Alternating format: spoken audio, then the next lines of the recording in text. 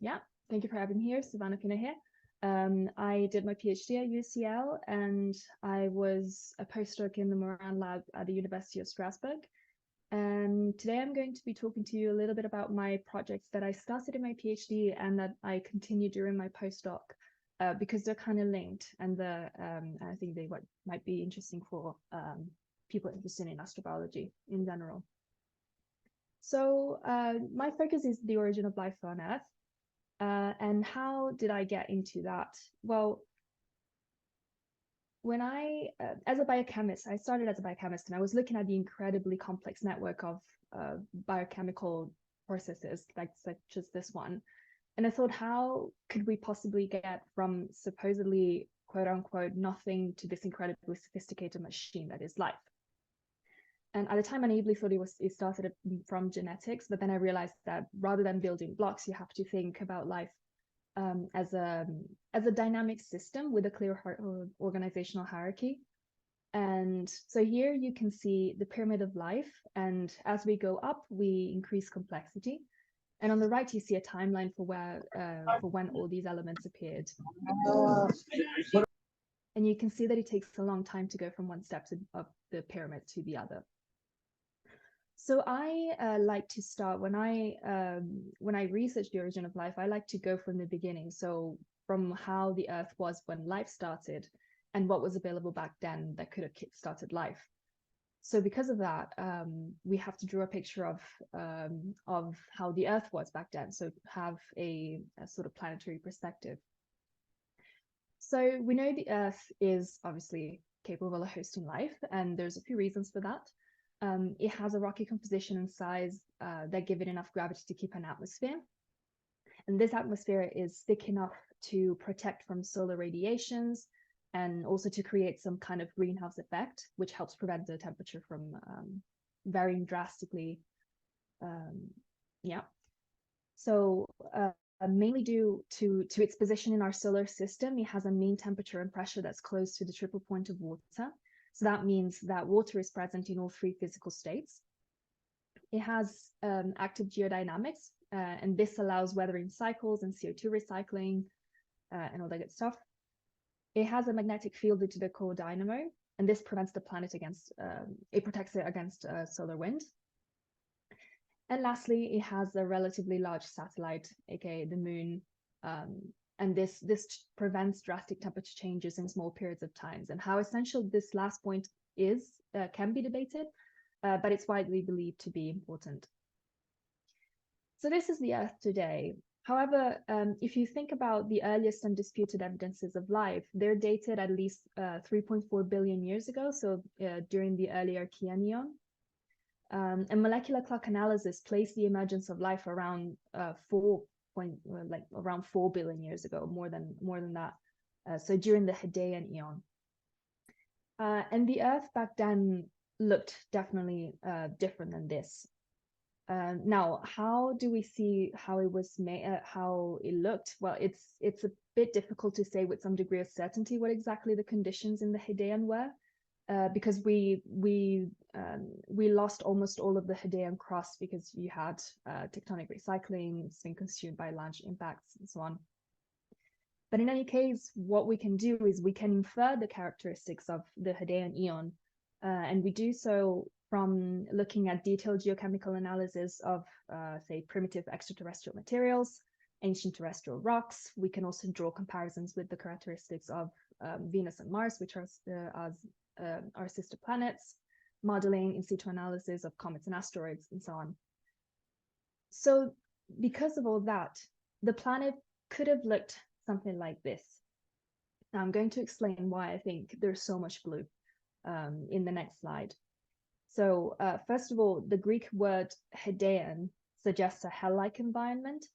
However, nowadays, the early Earth is thought to not have been so drastically hotter than it is now. In fact, a relatively recent discovery of zircons from that period, which required the presence of liquid water to be formed, suggests the liquid oceans were present as far back as 4.1 billion years ago. And from this, we can deduce that the atmosphere was less than 100 degrees, although it's difficult to constrain. At the same time, the mean temperature of the mantle is thought to have been higher than nowadays, which would generally lead to more vigorous convection. And this causes higher rates of volatile outgassing during the subduction of slabs.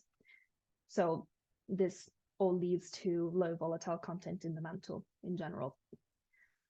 This higher outgassing rates and also the silicate weathering feedback causes high CO2 levels.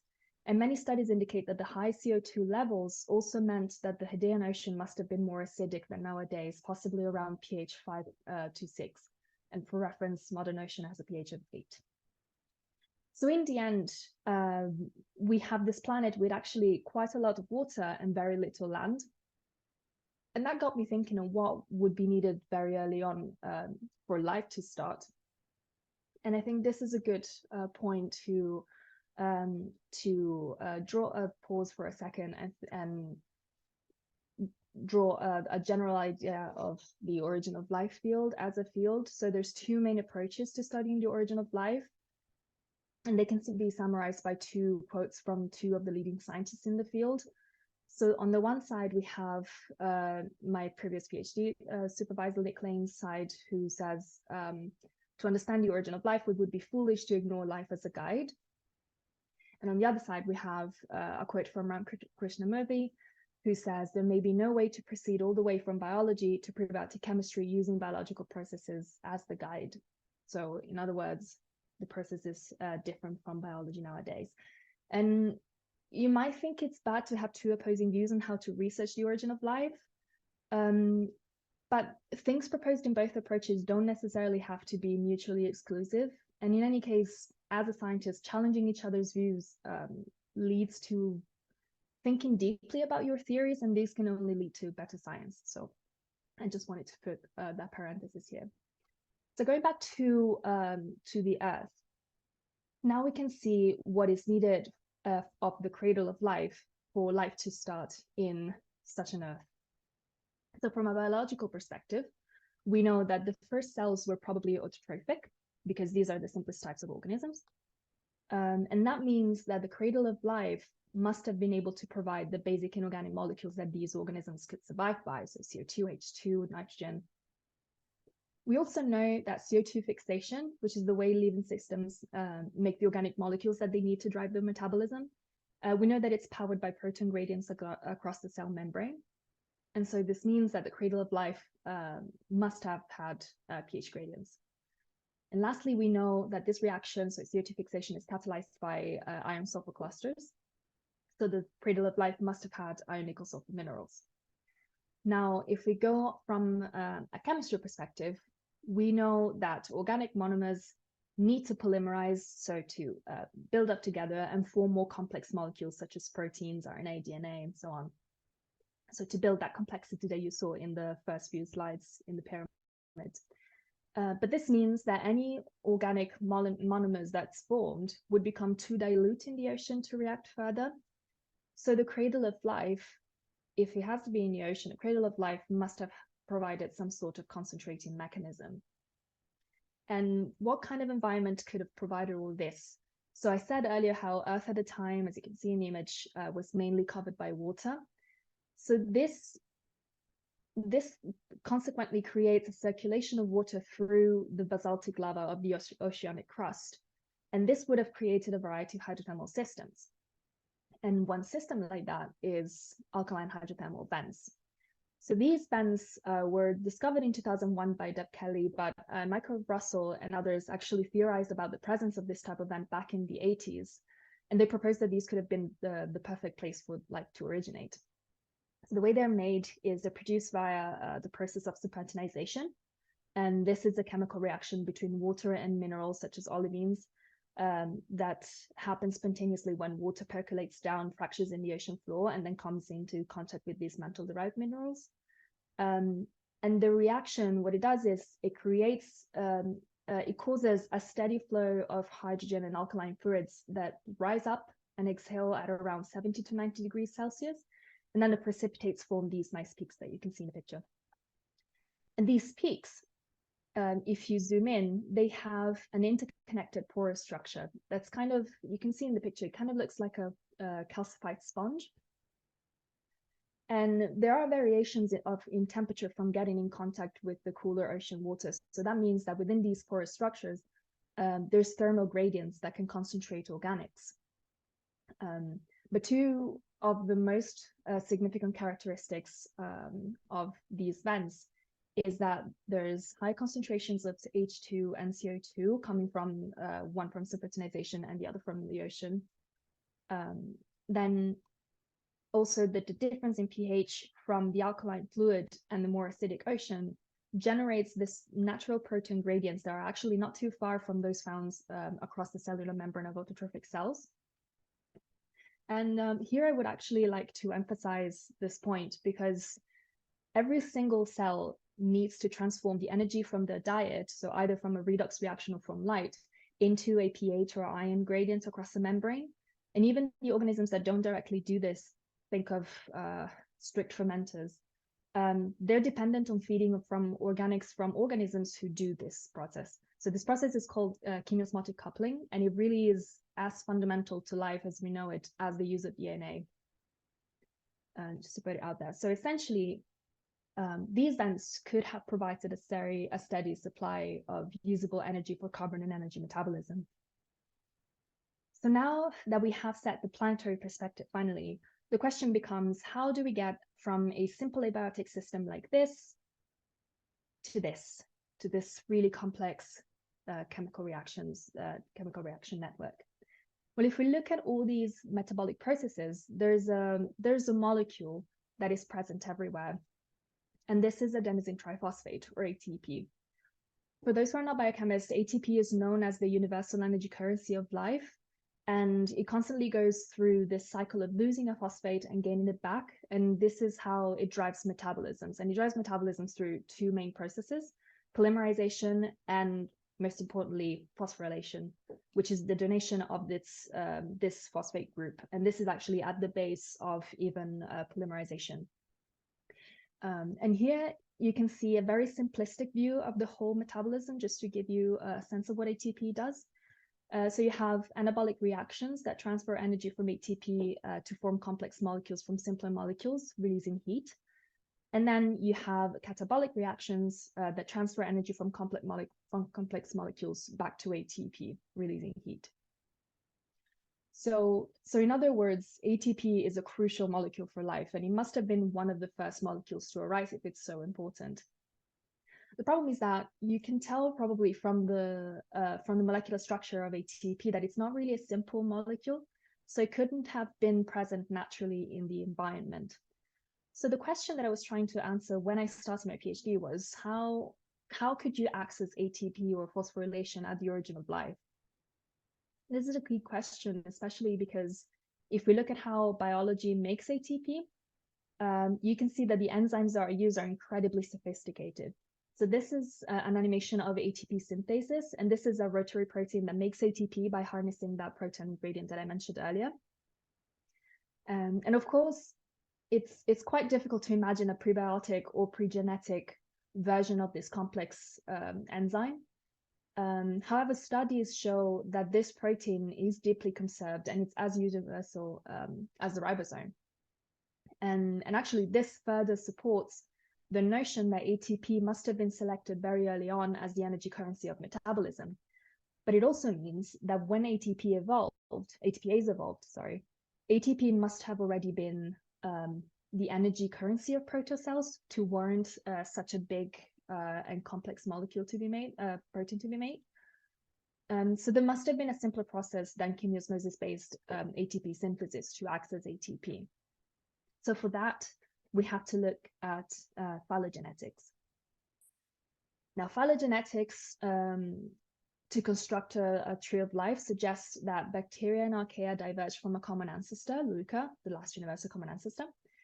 And in this figure, LUCA is conveniently placed in hydrothermal vents, but that's not necessarily the case. And there's two members of these phyla that are often taken as representative of ancient metabolism because they are the simplest examples of metabolism that is still alive today. And these are acetogenic bacteria and methanogenic archaea. And the reason why we like to study them is because they can use simple inorganic molecules to make organics and energy needed for growth. In fact, here's an example of the acetogenic bacteria. They can thrive simply off of hydrogen and CO2, which they can take from the environment, for example, the vents. And then these go through the acetyl-CoA pathway, which is actually thought to be one of the most ancient of the 6 known metabolic pathways conserved in both archaea and bacteria. And this forms acetyl-CoA. And from here, we go on to, on the one side, to the main part of metabolism, which is carbon metabolism. And there's a lot of work that has been and is being done on the various parts of carbon metabolism, so I'm not going to touch it. But acetyl-CoA is converted to acetate by the formation of active intermediate acetyl phosphate, which in turn directly donates its phosphate group to an ADP molecule to form ATP, and then ATP goes on to do its thing. And this is a mechanism that's called substrate level phosphorylation. So in other words, there is a way of carrying out a phosphorylation reaction to make ATP without using the ATP synthase that I showed you a couple slides back. And it's through this acetyl phosphate. And acetyl phosphate is a very simple molecule, as you can see. And it's so simple, in fact, that there's a theory that ACP, as we call it, could have been an early phosphate donor or even a precursor to ATP.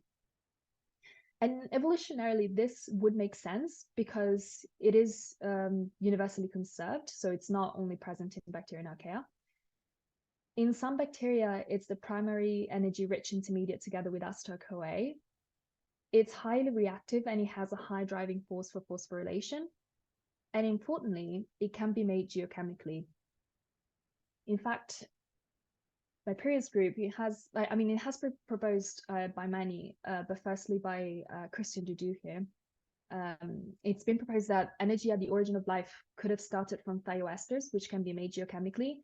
And then these thioesters, by activating phosphates in the environment, would have kick-started a transition from a thioester world to a phosphate world.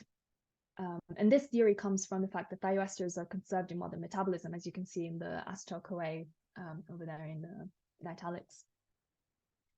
And my previous group was looking through that, and they found that acetyl phosphate can indeed be synthesized from thioacetate under mild hydrothermal conditions in water. And this is including in the presence of common ions that are in the ocean, like calcium and magnesium. And they also tested the phosphorylation action of acetyl phosphate, and they successfully went from D-ribose to ribose 5-phosphate, and from adenosine to AMP, so the main elements of nucleotides. The only problem with acetyl phosphate as a precursor to ATP is that while it can donate quite nicely its phosphate group, it can't really carry out the other key process that's polymerization, as I said before. This may be due to several reasons. It may be due to the triphosphate tail of ATP being important, because actually, if we look at both peptide synthesis and nucleotide polymerization, they both involve triphosphates and paraphosphate as a leaving group, so the 2-phosphate leaving the reaction. So then maybe there could have been a way of early access of ATP. Acetyl phosphate could have been an early a way of getting early access to ATP. So the question becomes, can ATP be formed via substrate level phosphorylation under prebiotic conditions, so without any enzymes? And as it turns out, it turns out that by adding ADP and acetyl phosphate together, you can actually make ATP. And this happens at very mild conditions in pure water, so no fancy buffers needed. And the reaction will work in a variety of ocean stimulants, actually, with pressures up to 80 bar. There's no really big difference. And another important fact is that it works exclusively in the presence of ferric iron, as I've seen from a screening of 11 commonly used metal ions. So ferric iron is a very key element here. Just to go quickly over these results, this reaction works best at slightly acidic pH and mild temperatures. But as you can see from the graphs, it still works well enough at higher temperatures if you think that about the fact that for a metabolic network, you wouldn't really want, ideally, have an accumulation of molecules over hours or even minutes for that matter. So as long as the reaction yields something quickly, then it's fine. Another interesting fact is that the acetyl phosphate was the prebiotically plausible phosphorylating agent that works best in this reaction. So supporting the notion of acetyl phosphate as a key element at the origin of life. But the most interesting result out of this research, I think, is that the reaction only works for phosphorylating adenosine nucleotides exclusively. So not only ADP to ATP, but I could also phosphorylate AMP to make ADP. But it doesn't really work with any other ribonucleobase. This was very interesting because it kind of highlights the key role of adenine derivatives in metabolism from the very start. Because if you're not a biochemist, adenine derivatives are used everywhere in metabolism. Apart from the obvious case of ATP, you have FADH, NADH, CoA. You have quite a lot. Anyway, so this reaction doesn't work with any nucleobase. Is this surprising? Well, not really, because if you look at how phosphorylation in biology is carried out, you have an enzyme. This uses ATP as the phosphate donor, and then you have a metal ion as a cofactor. So you have ATP. So could ATP really be the missing thing from the reaction trying to phosphorylate other nucleobases? Again, negative result, because when I tried exactly the same conditions as before, so trying to phosphorylate another nucleotide, I took UDP, for example, to UTP, but instead of using acetyl phosphate as phosphate donor, I used ATP. The reaction still didn't work. So then that made me think, what else might be at play here? Can there be another way of phosphorylating other nucleotides non-enzymatically? Because why do we want to phosphorylate other nucleotides? Because these nucleotides are the building blocks of RNA. So the really key elements for life. So the answer to this question came really by chance, because when I joined the Moran lab as a postdoc, I was working on something else for the phosphorylation of UDP. And I was using the ADP to ATP reaction for my PhD work as a positive control. So one day, with the PhD student that I was working with, Emily, we had the idea of adding UDP to my usual ADP-ACP ferric ion mix to see what happened. And lo and behold, the reaction produced as much UTP as ATP, as you can see in the graph. And that was really exciting. So as soon as we got this reaction, we stopped everything else and we focused on this. And so to understand it, we decided to study each element of this reaction individually, and we started from the substrate, so the UDP, the NEP. So most importantly, first thing we checked is that the reaction works in phosphorylating all other canonical ribonucleotides, as well as IDP, which is a non-canonical ribonucleotide. There's a slight yield difference, but it's not a massive difference, as you can see. So we weren't worried about that. We then checked the role of ADP, the so-called promoter. And it turns out that ADP is the key component here, because as we could tell from the screen of ligands to substitute the promoter ADP that we did, and you can see in that image, these were all chosen to test interaction between ADP and the other molecules present in the reaction. That's why you see some weird ones. So when we substituted ADP with ATP, which is a similar reaction to what I was doing before, the conversion of UDP to UTP is a lot slower. And this, we think it might be due to either ATP being an inferior promoter compared to ADP, or maybe it's driving the reaction by it's hydrolyzing in situ to ADP, or maybe both things are happening. Then using adenosine phosphosulfate or AMP or just adenosine, it didn't really work, so it confirmed the importance of the pyrophosphate motif of the ADP. We then obtained only trace conversions when we use periodate oxidized ADP instead of ADP, and and at the same time using deoxy ADP, which is the DNA correspondent of the ribonucleotide, decrease the yield of UTP only slightly. And so taken together, these two highlight the structural importance of the pentose fragment of ADP, but not the diol motive for the reactivity. So not the two hydroxyls. And then as a control, we also tried substituting ADP with the other canonical ribonucleotides, and nothing happened. So that suggested that there's something that happens at the base that is important for this reaction. We confirmed that ferric iron was the optimal metal cofactor, along with aluminum-3, which was actually, it was interesting. It's not unexpected, because we've seen many papers in which ferric iron and aluminum-3 are used interchangeably. And there have been noted some complexes of aluminum-3 with nucleotides. So yeah, I mean, it's not used in life, so we're not too worried about that. And it's not as common. But in our case, actually, in practical case, it was very useful for doing NMR, because if you try to do NMR with iron, you will know that it's pretty much impossible to get a nice spectrum. So that was useful. We also confirmed asterphosphate as the optimal phosphate donor. We expanded a little bit the investigation of possible phosphate donors that I've done in previously. And so in the end, we got to this mechanism.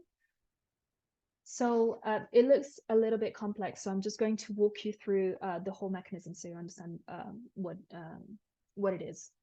So as I mentioned before, the reaction requires ADP or ATP to some sense to occur. And ATP was rolled out as the phosphorylating agent, as I said a few slides back. So you have, at the beginning, you have a metal like M3, so either iron 3 or aluminum 3, ADP, and NDP. NDP stands for nucleoside diphosphate, so that's the substrate. So the nucleoside that is going to receive the phosphate. So you need these three elements to first generate a mixture of several complexes, including M2, ADP, NDP. So two metals and ADP and a substrate. Now this, in step B, this gets irreversibly phosphorylated on its adenine nucleobase by asterphosphate, and this gives the phosphorylated complex M2, ADP, NDP, P star. So this phosphorylation.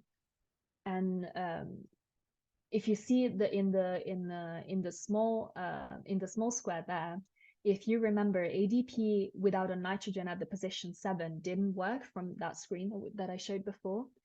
And notably, this nitrogen to phosphorus bond on the adenine nucleobase is actually similar to the one that's formed on the amino acid histidine. Histidine is a precursor to adenine. And there's this bond during enzymatic phosphorylation using one of the phosphoproteins. So this gives further strength to the series. Then you have formation of a nucleoside triphosphate heterodimer, M2-ADP and TP, so a phosphorylation. And this is done by an irreversible intramolecular phosphoryl transfer. So that's step C. And finally, you have the dissociation of complex 3 that yields the product NTP, so the phosphorylated nucleotide. And it's important to notice here that ADP plays two different roles in the reaction. So it's both a promoter and it can also be a substrate. So this explains why you have the side product ATP that's always obtained when we use these reactions. Yeah, so this is the mechanism of the reaction that we came up with, and I didn't go through it, but in the supporting information of the paper, there's hundreds of pages. You can see information about the complexes that we say there, how we saw them. We saw them mainly through NMR and also some mass spec. So if you're interested, I invite you to look at that paper because it's really interesting. We've done a lot of work to confirm these complexes. So in the end, what was missing for the reaction was probably some sort of supramolecular pre-organization to mimic the scaffolding provided by enzymes. And so in conclusion, while previous studies, including my first one, showed the easy accessibility of phosphorylated adenosine nucleotides in water, this last study that I did shows how phosphate flows through adenosine derivatives to form all other canonical ribonucleoside triphosphates, as well as ITP. So why do we care so much about phosphorylation in asparology, and why did I hammer down on alkaline hydrothermal events before? Because of all this. So we know that the data gathered by Cassini nowadays strongly suggests that Enceladus possesses a global ocean underneath the ice shell, and this contains organic substances, salts, and all that interfaces with the rocky seafloor of the moon. And this is predicted to generate hydrothermal processes such as alkaline hydrothermal vents. And this is all this is evidence that's provided by the flybys that Cassini did over the plumes of the South Pole. And they suggest exactly the presence of alkaline hydrothermal vents.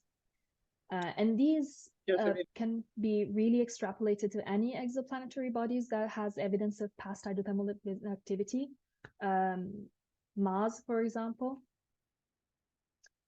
And not to mention the latest really exciting results by the Postdoc group that showed that detection of phosphates from Enceladus ocean, whereas before we didn't know if the ocean, it seemed like the ocean didn't have as much phosphate, but now it has more phosphate than the Earth ocean. So that's really exciting. And the reason why I like where I see my work going in this is that we need to understand all of the things that I've spoken about, how they can happen in these moons, under these conditions. And the reason why it's interesting to do the origin of life on Earth, apart from being interesting in general, is that if you want to look for life outside of Earth, your best bet is that we'll be able to find similar life to Earth. So for that, you have to understand life on Earth first and how it arose. And that concludes my talk. And I would like to thank both my PhD group and the group where I did my postdoc in Joseph Moran's lab. And thank you all for your attention.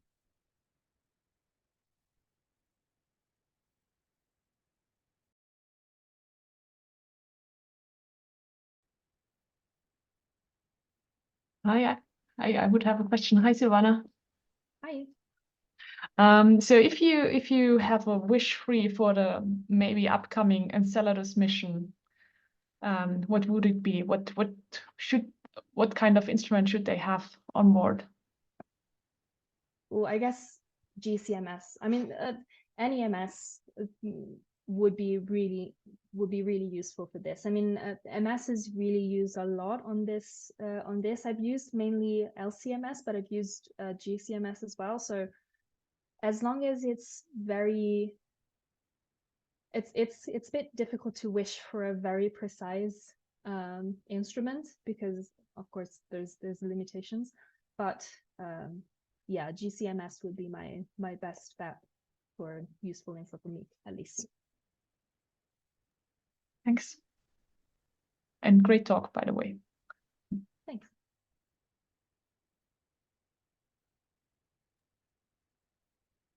For some reason I can't really see Zoom, so I can't really see anything. Well, yeah, thank you for the talk. It was really very interesting. Do you or does anyone else have a good idea where all the acetate might have come from? I mean, it's nice to see that such a comparatively simple molecule would be a nice precursor, but yeah, there's not a lot of acetic acid in early oceans, I guess. No, but first of all, I'm not a geochemist, so this is coming from like the stuff that I read. But from what I understood, a lot of geochemistry papers do think that there is some acetate in the mantle. Now this, as I said, I don't really, this is not me, it's not my side of science, so I may be wrong, but that actually, out of all of the elements that that I work with, that's usually the one that's less disputed, I would say. But it's the work that I need to read, of course. Thanks.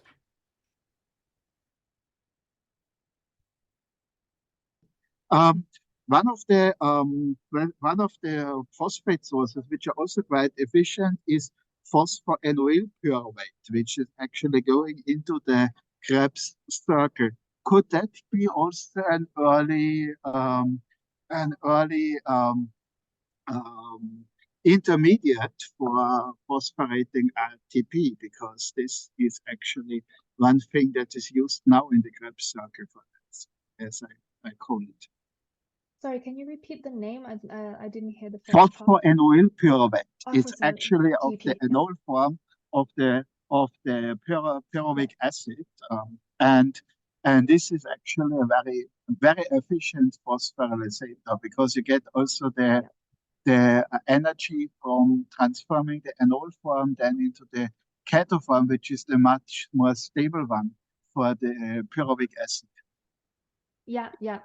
Yeah, PEP is a very interesting molecule. There's a lot of work. I think actually there's a recent paper that came out from the Moran lab about PEP.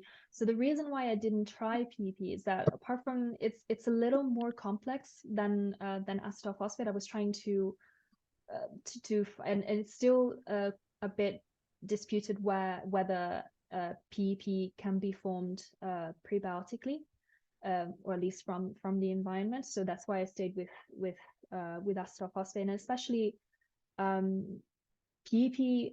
Although it's quite good at phosphorylating, it doesn't really phosphorylate to nucleotides. It's not used for that in metabolism, and so one of the main thoughts that I have when focusing on the origin of life is to use things that are used still nowadays, because in my idea is why would we use something that's used nowadays for something else, and then this pivoted, and metabolism pivoted, and during evolution it just went on to do something else if it worked. But you're right, I mean, PEP is a very interesting molecule for origin of life in general. So yeah.